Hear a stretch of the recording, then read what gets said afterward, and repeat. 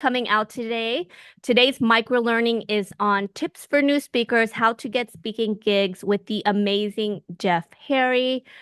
Um, Before we start, please enter your name, what city you're dialing in from.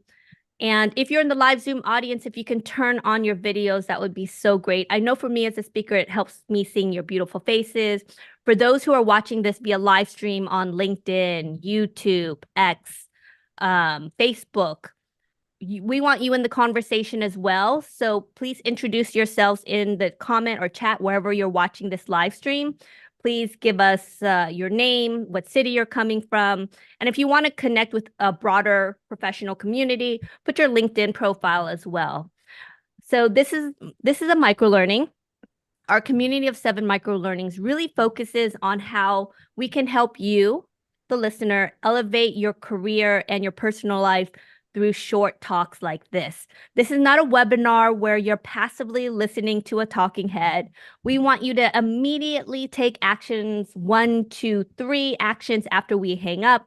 It could be to create your speaker profile. It could be to refine what you want to speak about. It could be to reach out to a podcaster to get scheduled as in for an interview.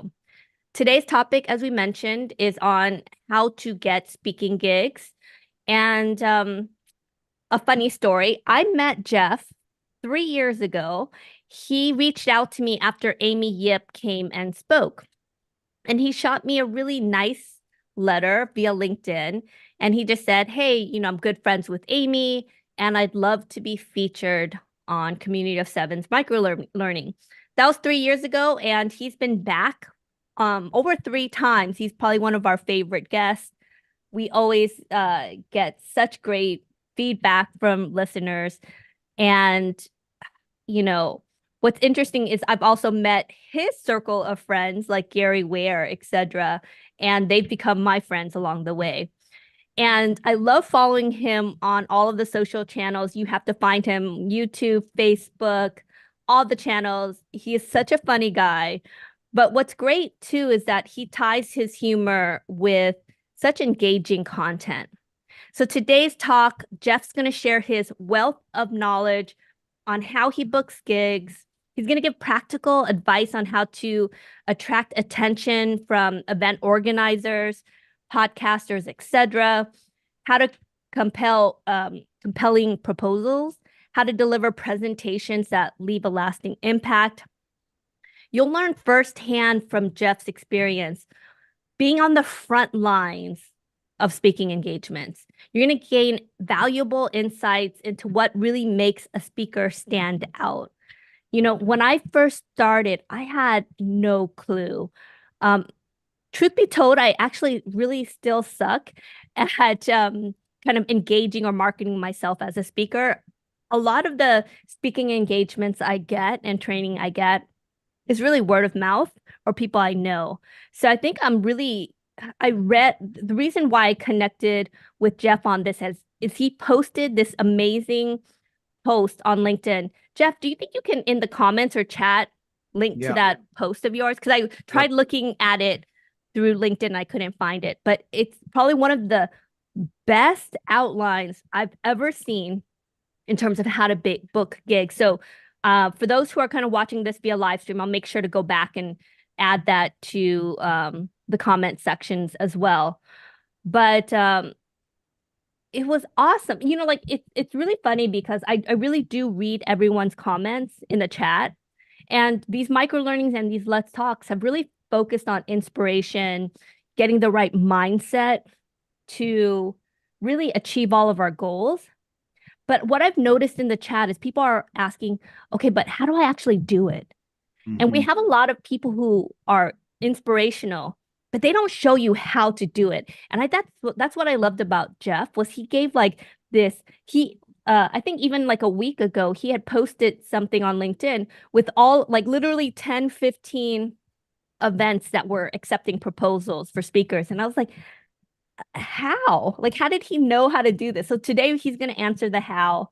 Over a year ago, we had Denise Lee Yan come and speak about, how to become a public speaker.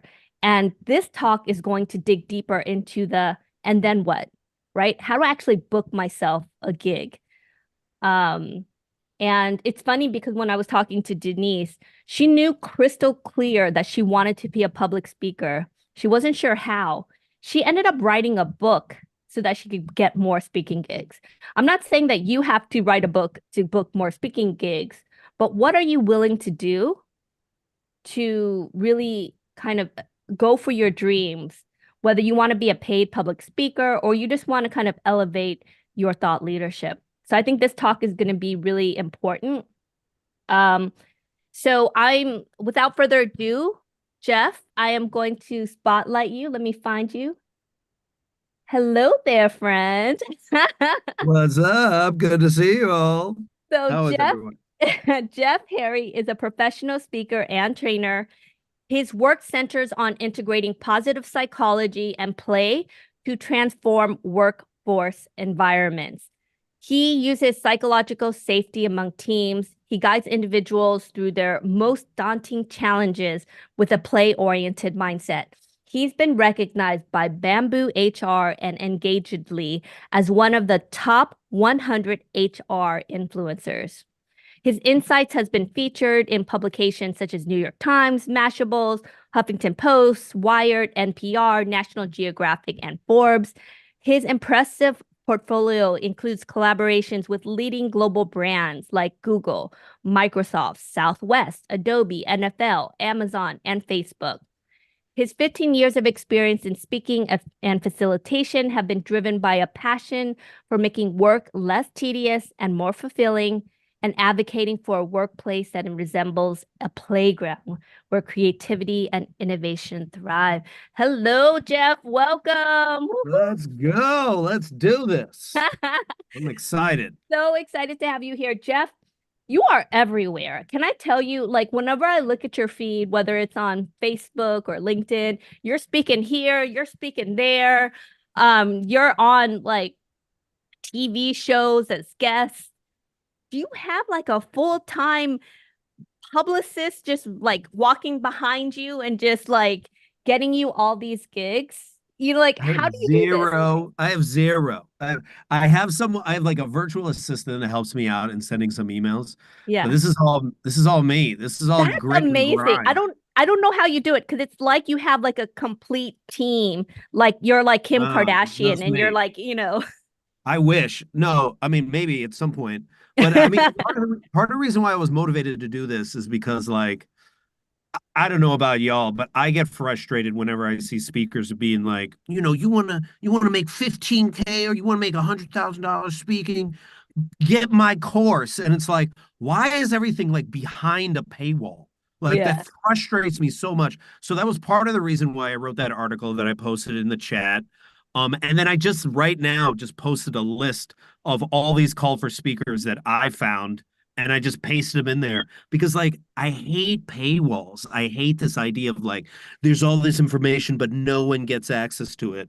Because when I was first starting off as a speaker, that's what I was thinking. I was just like, how do I get on a freaking stage? Like, how do I get paid to do this work, right? And it's not glamorous. Like it's a lot of grit and grime, frankly. Um, when I first started, I literally would type in hashtag call for speakers on Google, right? And then I started doing that on LinkedIn and on Twitter, and then you just simply do that. That's the perfect way in which you find a bunch of stages. And then I just started applying to every place I could possibly apply to. I don't recommend everyone do that because like I did that and that ended up with me. Yes, I spoke everywhere, but I spoke everywhere and many places for free. But I got into like 20, maybe $30,000 worth of debt just traveling around wow. speaking for free. So learn from my lesson. You don't have to do that, but figure out who your audience is and really like if I was to start off again, I would first figure out why do I want to be a speaker? Like, what's the message? What am I doing? Like, why do I want to share this specific message with the world? Right? Identify that, be very clear on that. And then after that, then start looking for like call for speakers. So Yeah. hashtag call for speakers. And then you can start outlining, okay, what do I want to speak on? let me write a description, let me write some learning objectives, and Yeah. then let me just start applying. Can Even I if you pause? haven't written the talk yet, Yeah. just start doing it and make a bunch of mistakes on the way because there really isn't any shortcut. Can I pause you for a second? Because Yeah. I don't think you made a mistake. I mean, think about it, right? Yeah. Um, True. we go to college that we can get jobs. Colleges now cost, like 30, 40, 50,000 a year or so. But, I see these posts on LinkedIn and they're well-meaning, but a Yeah. lot of them are don't do speaking engagements unless you get paid. My Yeah. thing is, if you've never spoken or done public speaking, you Yeah. need a reel and you Yeah. need practice in order to Yeah. get better. You can't expect to just get a free speaking gig if you've never spoken before. And so I think though I understand the sentiment behind it, is that a lot of women of color have spoken for free at these events. And I'm not talking about that demographic. I'm talking about people who are just starting out. You Yeah. want to get these free speaking gigs because those lead to paid speaking gigs Yeah. eventually Absolutely. down the way. And mind you, I'm still speaking for free too at times. Like Yeah, just to get into certain audiences, I'm probably doing 10 talks for free this year, yeah, but it's more strategic. Like I want to yeah, be part of this certain conference, and it's a massive conference that might have like 2 or 3 thousand people, and I might be in front of 100 or 200 of them. Totally worth it for me to go. yeah, My thing is like I did the yeah. apply and spray approach, and Yeah. and I would have you spend more time figuring out what it is that you want to talk about. Start coming up with like content ideas. So like write a description that's 100 to 200 words. Write some learning objectives. Share it out with your friends. Would this be a talk that you'd be interested in potentially going to? Just and then once you have that, then start applying. Do I need to have written the entire talk? No. Half of my talks I haven't even finished writing. Like you make it up as you go along, right? Yeah, And yeah, everyone has their different path. Like yeah. the frustration I have with so many, and don't get me wrong, there's some really good speaker coaches out there that I've worked with. Um, but if someone is like promising you that this is the way, and if you Yeah. do it my way, then you're going to get access to all these, maybe you will. But also, you have to then do it their way, meaning like you have to be them and you're not. You're Yeah. your own self. So like, I mean, I was even considering joining like a really big important group of speakers, but the cost was so high that I was Yeah. like, do I need to be like paying to play to get, or wouldn't, my friend Angie Cole, who's this amazing coach, was like, I was deciding whether to do it or not. And she goes, wouldn't it be a more interesting story if you figured out how to get there Mm, without doing it this yeah. way? Like you're all about dismantling the patriarchy through play, Jeff. Like that's what you talk about, right? Well, then it's a patriarchal for you to pay to go through the door. It'd be awesome if you snuck in another way. So I'm like, all right, that's what I'm going to do. I'm gonna figure out other creative ways to get into conferences Yeah. that I may typically not be allowed to be in, Yeah. you For know. those who are listening, just his one tip on that hashtag call for speakers is a game changer. Like it's these little steps like that that make a difference. And I love the fact that you're just outlining things step by step. Yeah, and So, what you can do for when you're looking for those call for speakers is set a calendar reminder to check every quarter, right? Like mm, every 2 to 3 months, check. I mean, heck, you could check every month, but that might be too much, right? yeah. And then do that not only on Google, because sometimes like it doesn't categorize well, but when you do it on LinkedIn, hashtag call for speakers on LinkedIn, Twitter, and even Instagram, I mostly do it on LinkedIn. Then you sort by latest post, and that's when you're able to see Mm. all of the ones that are available. And a lot of them are like, you know, neuroscience or engineering. And you're like, that's not relevant to me. But there are some that will be. And then even if they're not relevant to you, they might be relevant to other of your friends that are speakers. And you can start passing those around. And then they'll start looking out for you as well. So, what is the first question that the folks who are listening to this should ask when deciding whether they want to, you know, be a speaker for a living or not? Yeah, why do you want to do it? Like, what's the motivation? Is it like, you want to be like famous? You want to be like popular? Like, do you want, like, you know, uh, do you just want to be on stage because like that feels important? Like, if those are the reasons, then I mean, you could do it, but that's gonna pass out. That's gonna burn you out really quickly, Hmm. right? True. The people that I think are the best speakers are the ones that like have a message, and regardless of whatever audience they're in front of, they're doing it because they have a message they really want to share with the world. Like I think of like Tarana Burke from the Me Too movement. I saw her speaking in San Francisco at Wisdom 2.0, and this is during the height of Me Too, right? And she said something so profound because she was up on stage and she goes, "Look, you're taking me to the Grammys, you're taking me to the Oscars, you're taking me to all these amazing places, the Academy Awards, blah, blah, blah. If you took that all away from me tomorrow, I would still be speaking in church basements and community centers because like this is my work. Like I care about this work regardless of the accolades. Like I don't really care about that stuff as long as it helps amplify my message, but this is not about me. This is about something bigger than me." So when you're coming from that standpoint and the message is the most important thing and you see yourself more as like the messenger, then I feel like then you're more so ready to be a speaker.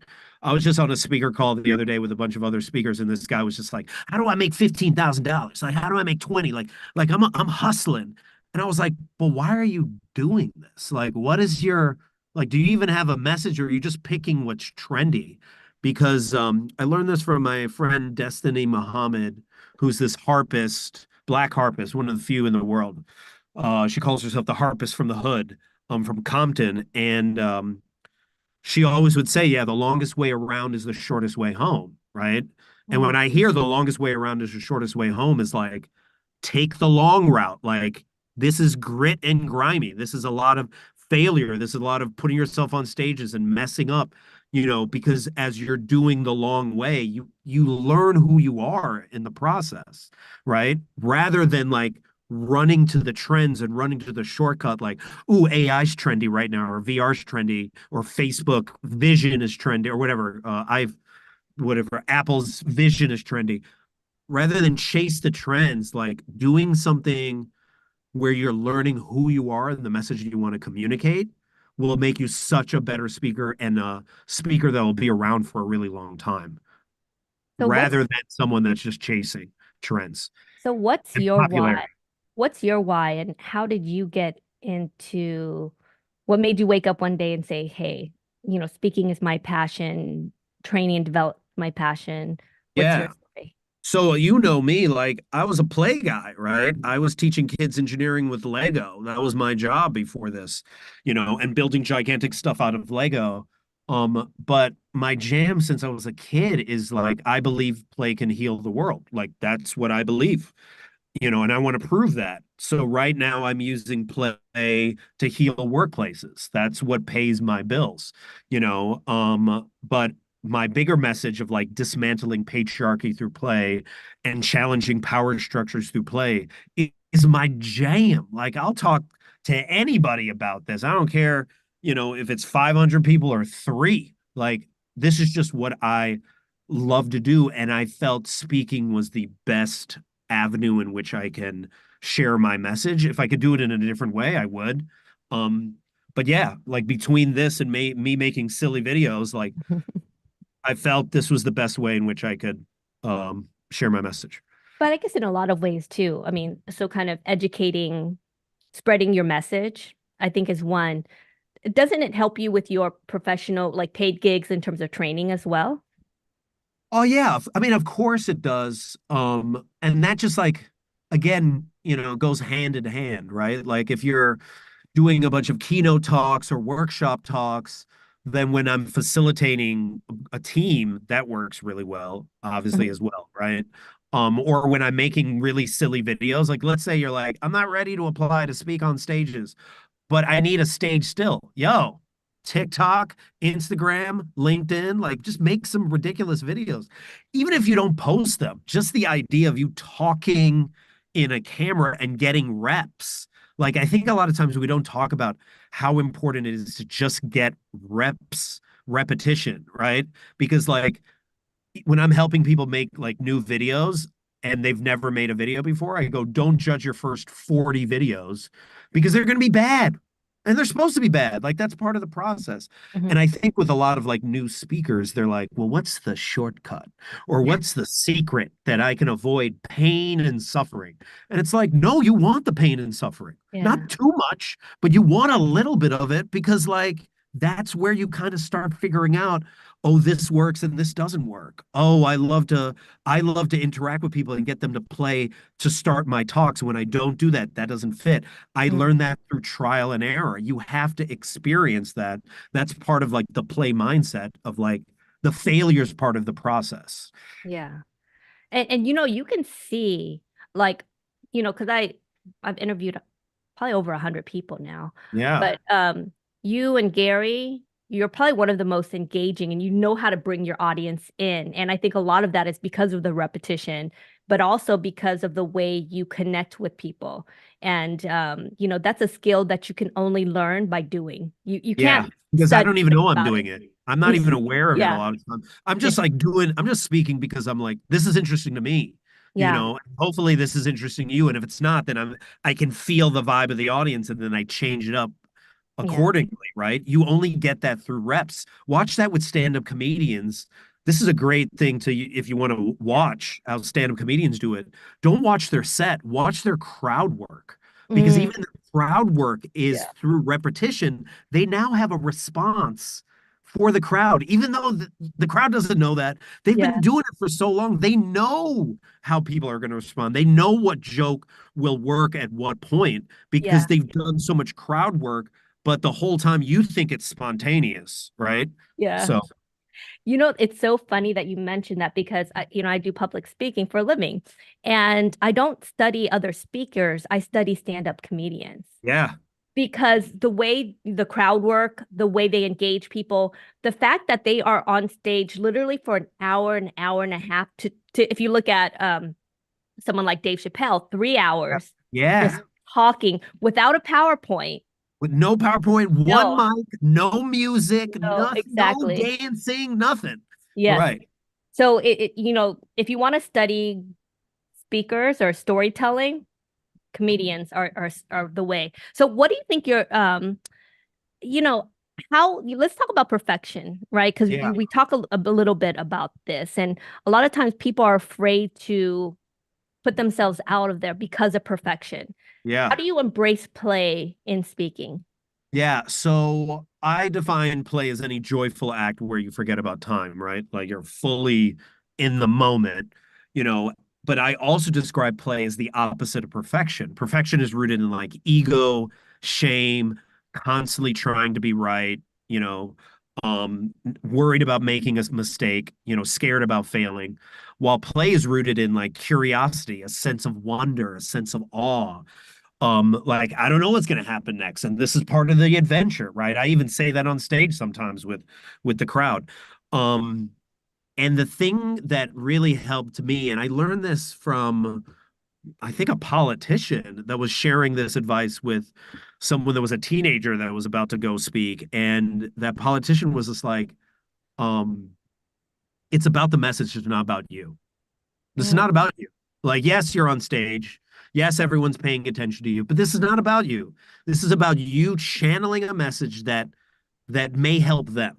And when you see it that way, then there's not as so much focus on perfection about like, oh, I just made a mistake here. It's like as long as the message is getting out, regardless of how jumbled the message is, if you're able to get the message out, then that's really impactful. And I think the only times I've gotten really, really nervous where like is when I'm like thinking about how I can't make a mistake at all. Go make mistakes.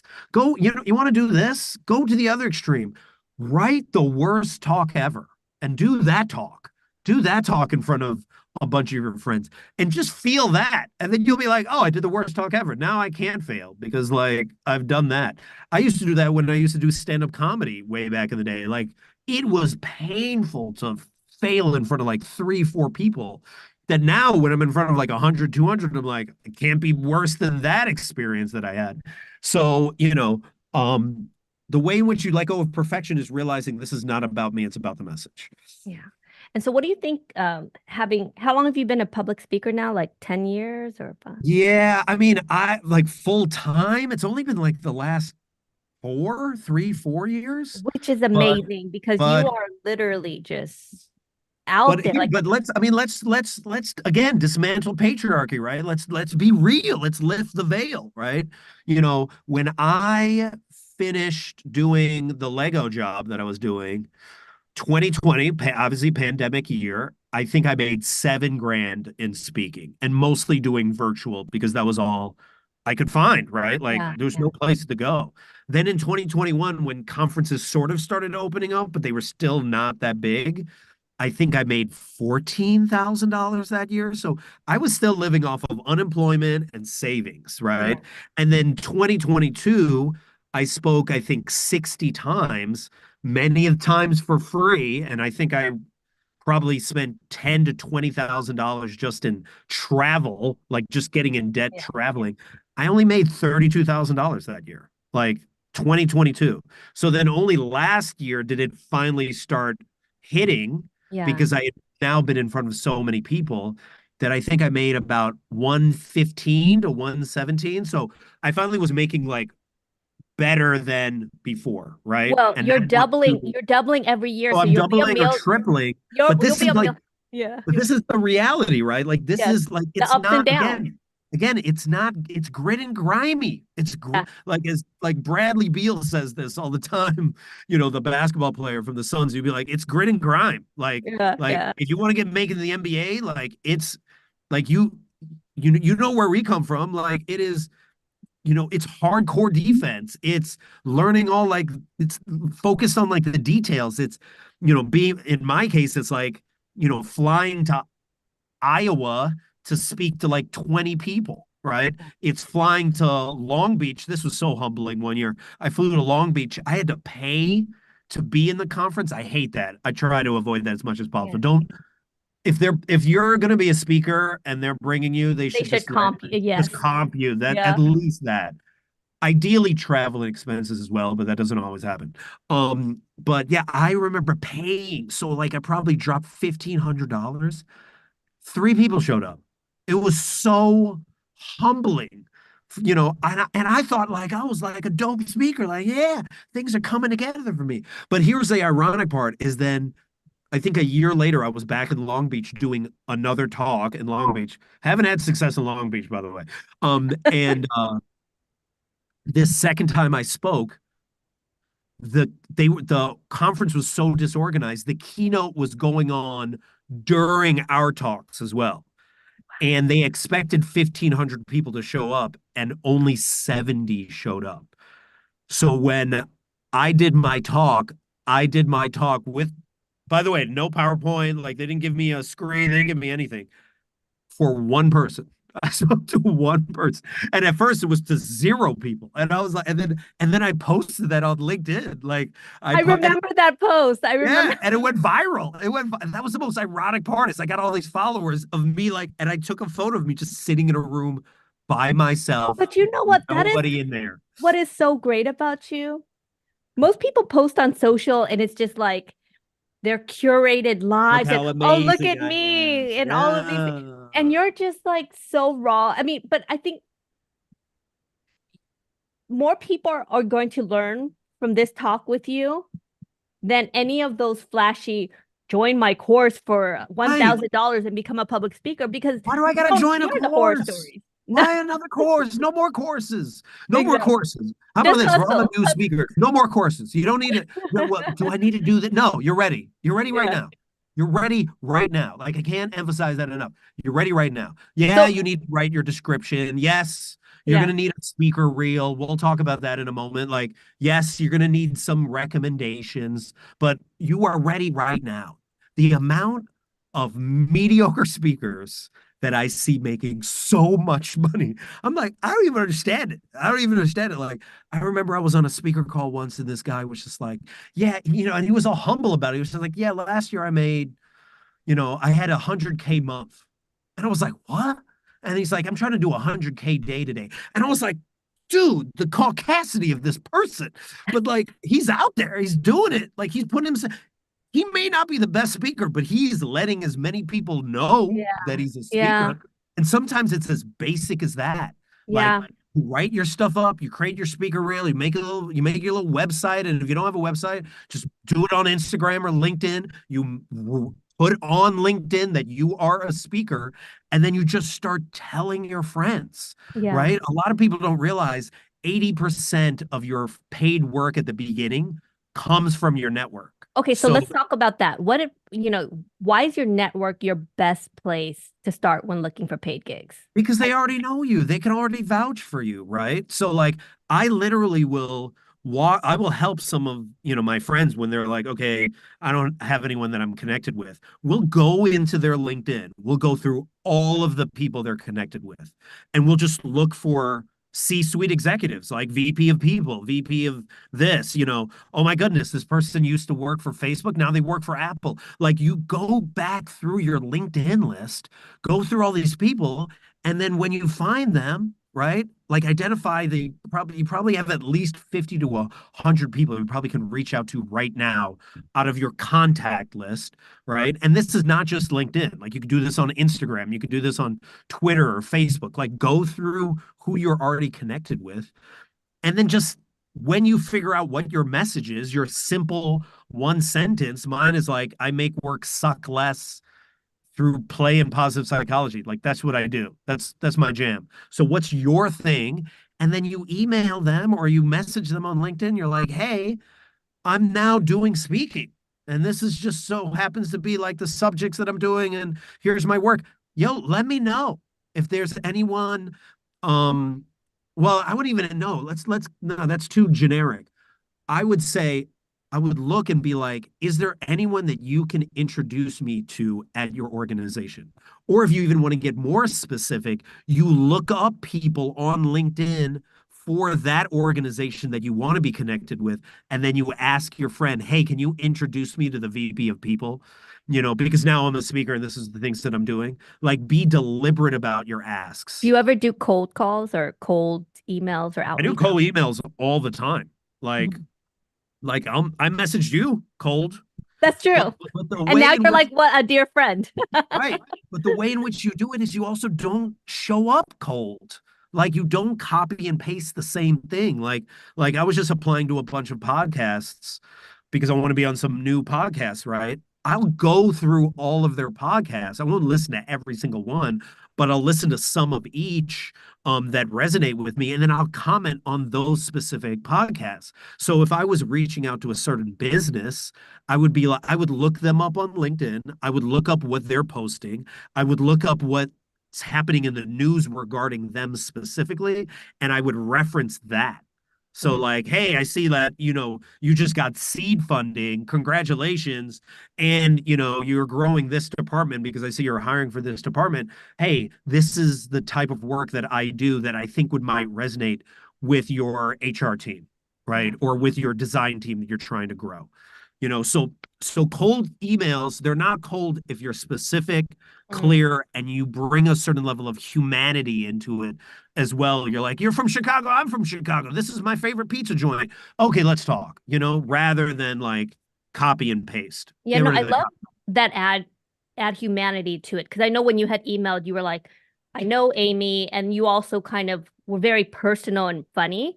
And I also clicked on your references and like looked at your website, and I was like, okay, he's a speaker because I get hundreds of requests to Yeah. speak every year, but I have to vet people, right? So Hmm. it's not like you're making a choice that this is good or this is bad, but if I'm going to put someone on display for an audience Yeah. of 100,000 people, Yeah. 100 or 1,000 people, you want to make sure the quality is good. So Yeah. like speaker reels, how important are speaker reels, website, now podcast one sheet, speaker Yeah. one sheets.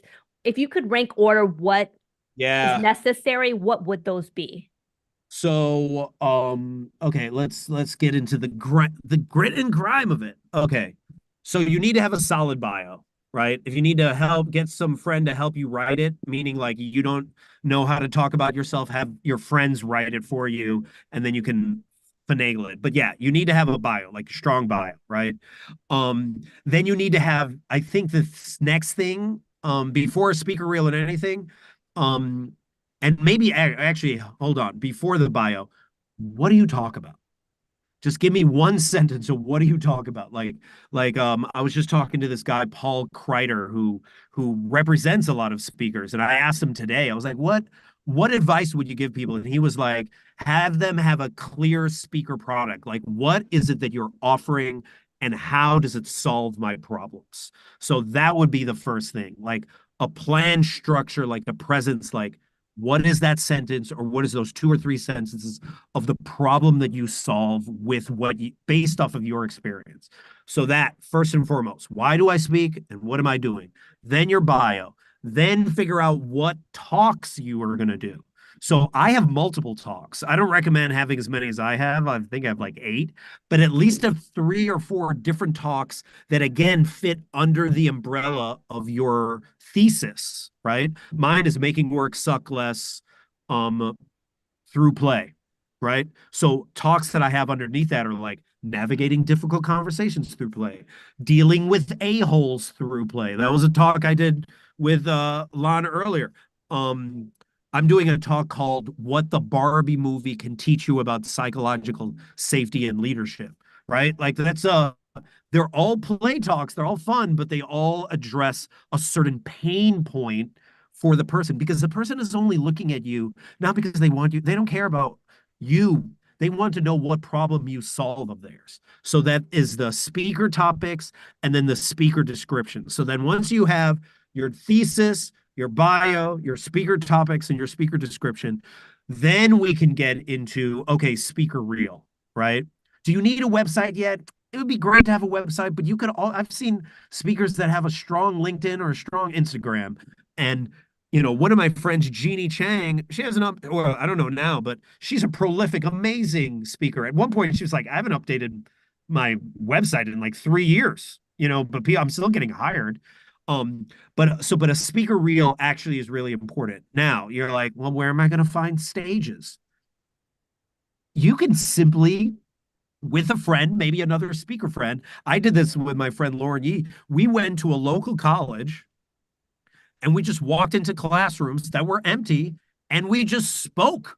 We just did our talk. Now we didn't do the whole talk, but we did like sound bites of different talks. You could do this at any hotel, sneak in any hotel, go to the ballroom, find one of the stages with your friend, film until someone kicks you out. That's speaker. You could gather speaker footage from interviewing on podcasts. There are 850,000 podcasts right now. That's the actual number. And many of them are actually looking for guests all the time, right? And from those, you can actually get sound bites and sometimes even video of you speaking. And that's a clip that you can use for your speaker reel, right? So there's a combination of all those. And then, heck, TikTok Live, LinkedIn Live, Instagram Live, or just making short videos on any of these platforms also can be added to your speaker reel as well. So those are all ways in which to do that. So then speaker reel, and then after you have that, then yeah, I would make like a website, the generic website, like you can do something on Wix or what is it, Squarespace. But yeah, like, and that's where your landing page where you can send everyone. But I would not having a website hold you back from just doing it now. I love that. And it could just be a one-page website. It doesn't have to be just with Yeah. a video, right? And you could do that easily, probably without much skill. Like WordPress, they have a lot of templates. And then Um, the other thing that I would prioritize is then have that one sheet. What's the yeah. speaker one sheet that and you can look these up, but like they have Canva stuff. your talk, your bio, links, Testimonials, Hmm. always great to have some testimonials.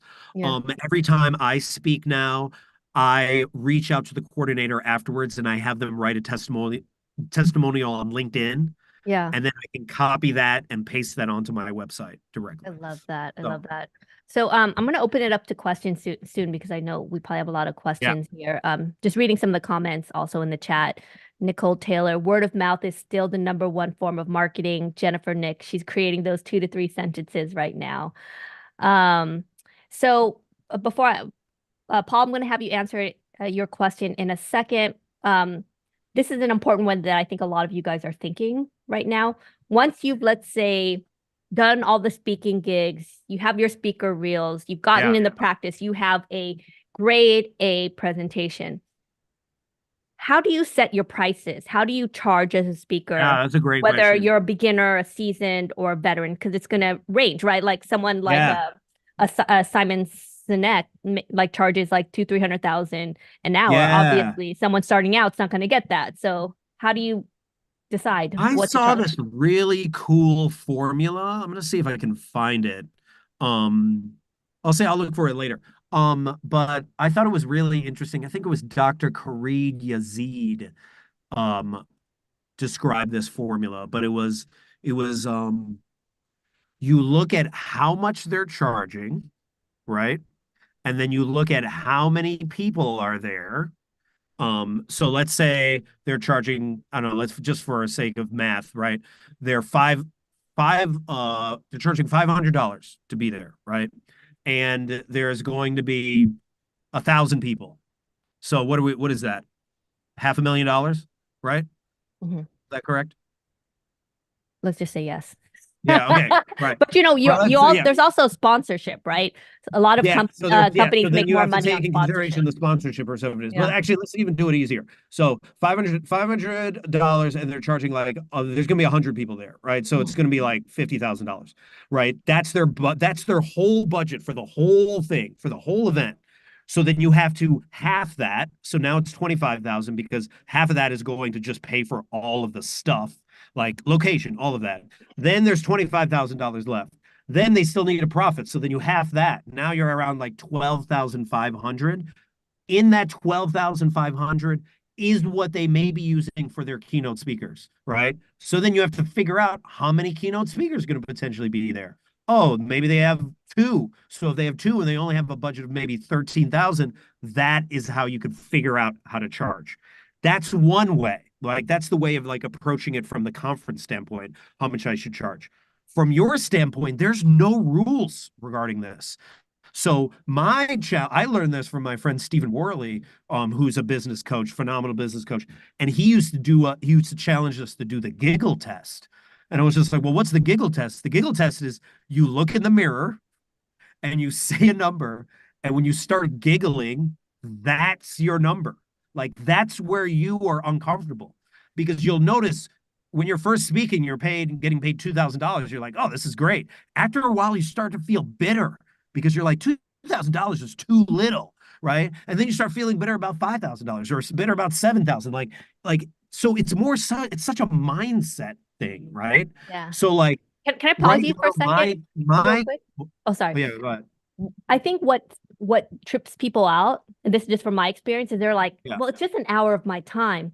And Yeah. what you don't understand is that like I spent hours, like I just did a presentation recently for this company, and I spent several hours working on the presentation and Yeah. personalizing it. And you don't see that or practicing it over and Yep. over again. And so when you look at that hour, it might be outrageous to say, oh, well, I need 10, 15, 20,000 for that 1 hour. It's not that 1 hour because it's your expertise, your time. It took years for you to distill that information within that 1 hour, Yeah, it's that right? whole plumber story of like the plumber comes and he fixes one knot and he charges a ridiculous amount of money. And it's like, yeah, because I have the experience of 20 years to figure out which one to fix, right? So Mhm. like you're bringing in all of this skill set, and also taking consideration travel. Whenever I travel, it's at least $1,500, Yeah. like in, Uber, ride, all that stuff. So you have to take all of that into consideration. So Yeah. yeah, so how much do you charge? How much do you want to charge? Like how much do you think you believe you can charge, right? At one point for me, asking for $5,000 was really hard. Now my keynotes are about 10 grand, my workshops are about 6 grand, but I'm now starting to ask for conference keynotes for like 15 grand. Not all of them say yes, but it can't hurt to say that number, Hmm. you know? If you don't And ask, the answer is always no. and a lot of times I don't get my keynote fee of 10,000, but I get something a little bit closer to that, and the times in which I need to compromise and they're like, listen, I only have $3,000. Okay, great. What else can we do here? Can we Yeah. find a sponsor? Because right now that's what I'm doing with a talk I'm doing. I'm helping the conference look for sponsors so that they can pay me more. Can you give me your email list afterwards of everyone that attended? Like, what Mm, is the value add if I'm not getting the payment? yeah. What else can they do? Can you introduce me to this specific group of people that also are event managers that can help me out? So those are not ways in which you can do that. I love that. And I will say you are worth every penny. You're worth probably 5, 10 folds that. So so I want to open it up to the audience. Paul M, do you want to unmute and ask your question or do you want me to ask your question? Oh yeah, I'll go ahead and ask. You mentioned podcasts, and there's a lot of podcasts looking for guests. Is there an efficient way to get invited as a podcast guest Yeah. versus randomly reaching out? Um, is there an efficient way? I'm going to give the article that I actually wrote specifically on this. Um, And for those who are watching this via live stream, I'll cut and paste and send to you. Yeah, the article was I wrote it a while back. So here I just pasted it in the chat, but it was like, how did I get on 100 podcasts in 9 months? And what I did is like I cold emailed people, right? But I did research about their podcast first and foremost. So like, and I even outlined it in the article where I even show you what I specifically wrote. But like I looked at old podcasts, like the ones that they did back in like 2019, 2018. And I looked at the ones that most resonated with me. And then I listened to some of it to see if it was even the right fit. The problem when I speak to many podcast hosts is like no one's paying attention to who they're applying to. They're just like copying and pasting stuff. And they're like, please put me on your podcast. And you're like, my podcast is about trees. Like, why would your topic is not relevant to me? So it's more you figuring out like, okay, is this the right fit? Why is this the right fit? Outlining what podcast episodes you actually have listened to with that person and why you think you're the right fit to do that. And then if you do have a speaker page, I actually make on my website a page just for podcast hosts to go to. And it has all the topics I talk about, all of the other podcasts I've ever been on, and my bio and any other information they need so Do you that have they a can. podcast one sheet? I don't have a pod. No, I don't have a pod. I just send them directly. I don't feel like that's just overkill for me. Yeah, and just FYI for folks who are listening, if you're interested in podcasts, in 2 weeks, we're going to have a guest come and speak about how to get on podcasts. But just from my experience too, recommendations make a big difference. So people, if have a friend who spoke at a podcast, um, um, just reach out to them and say, hey, can you introduce me to the podcast host? And I've gotten lots of podcast interviews through that method. And sometimes, again, when you're just getting reps at the beginning, you know, don't apply to the big ones. Like there's some people that just started off, like during the pandemic, everyone started a podcast. I just hopped on people that were like, I just started mine and I want to do something. And I was like, all right, I'll be on it. So like at the beginning, what was really cool about being on podcasts is it actually helped me write a lot of my talks because I didn't Yes. realize I had all these sound bites in my Yeah. head. And then I captured enough of them via Yeah. podcast that I was like, that's a talk. Oh, that's Yeah. another talk. Oh, that's another talk. So just getting those reps is really beneficial. And you know what? If it's almost like those kind of stand-up comedians. They get better because they're constantly on the road practicing their material and getting feedback from the audience.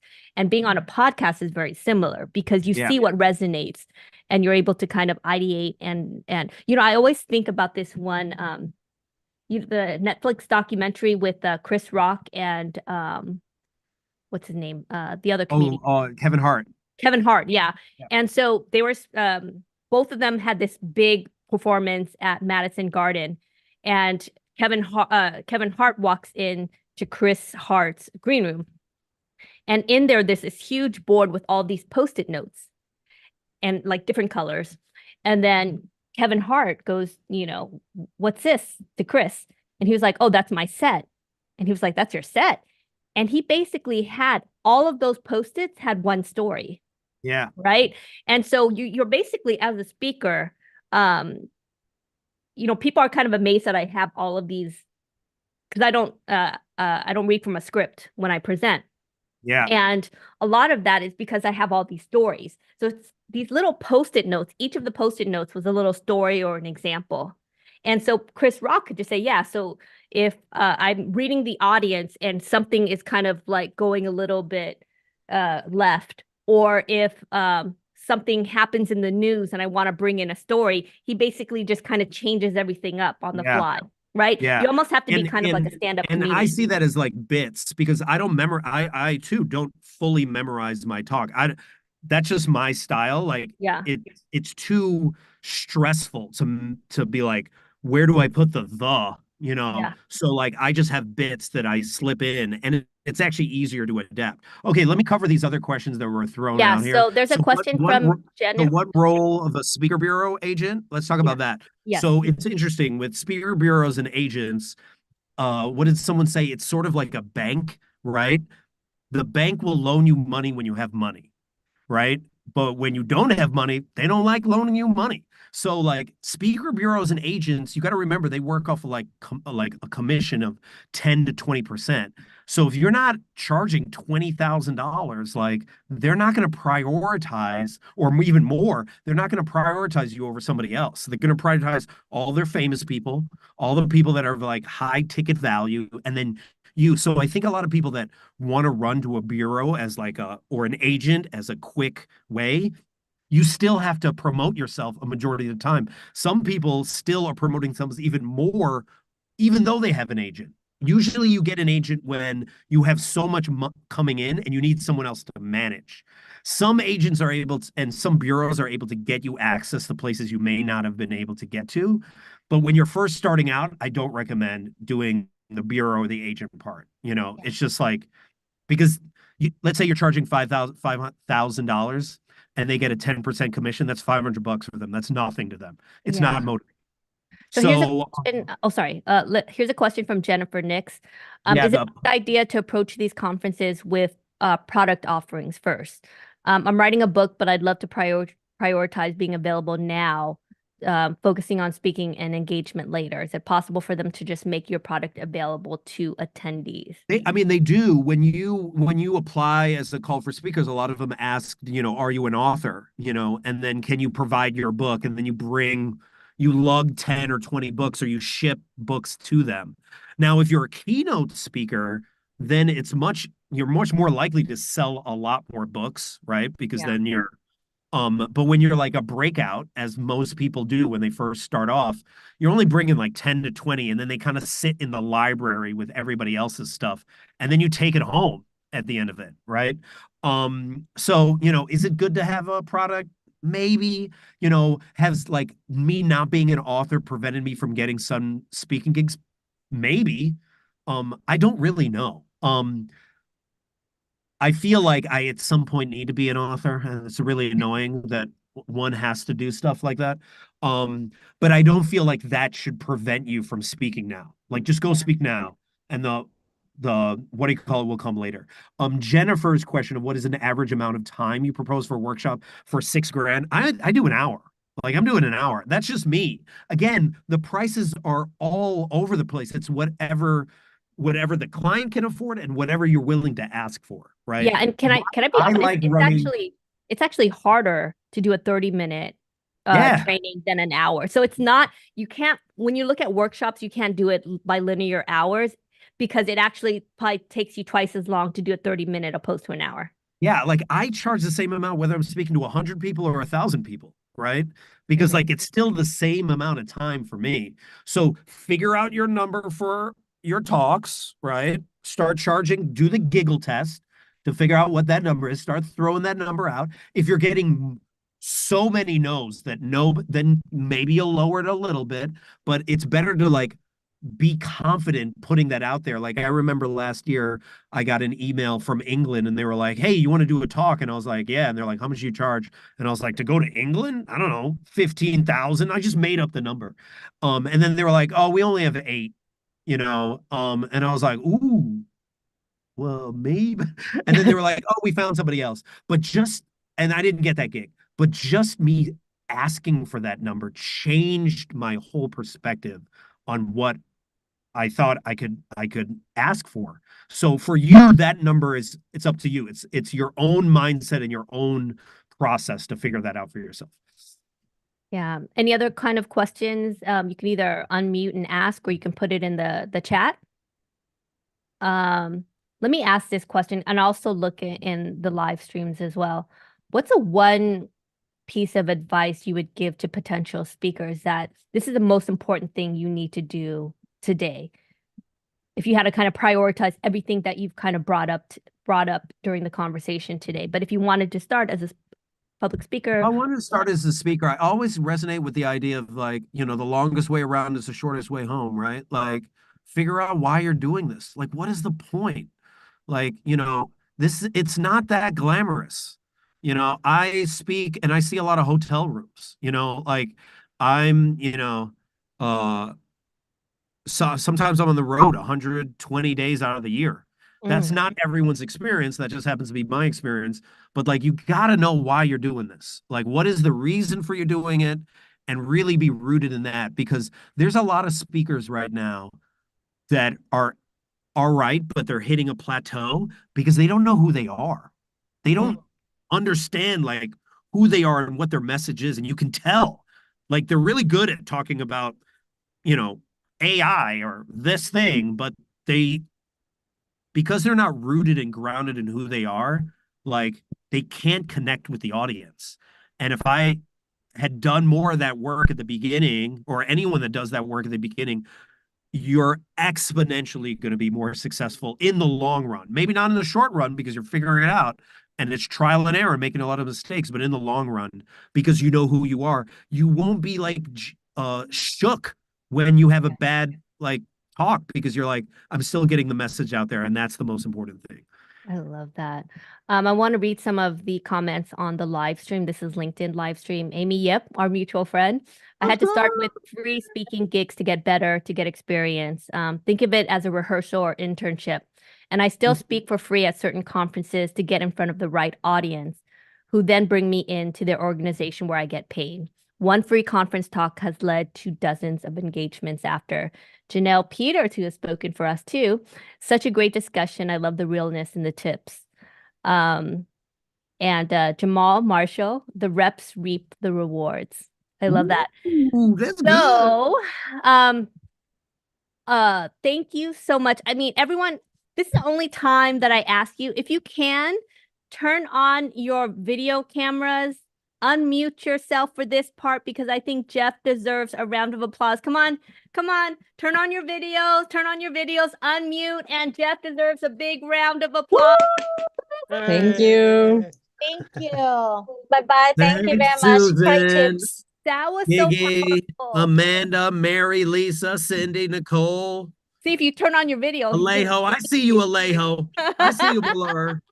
I see you, Caroline. And Pantillis.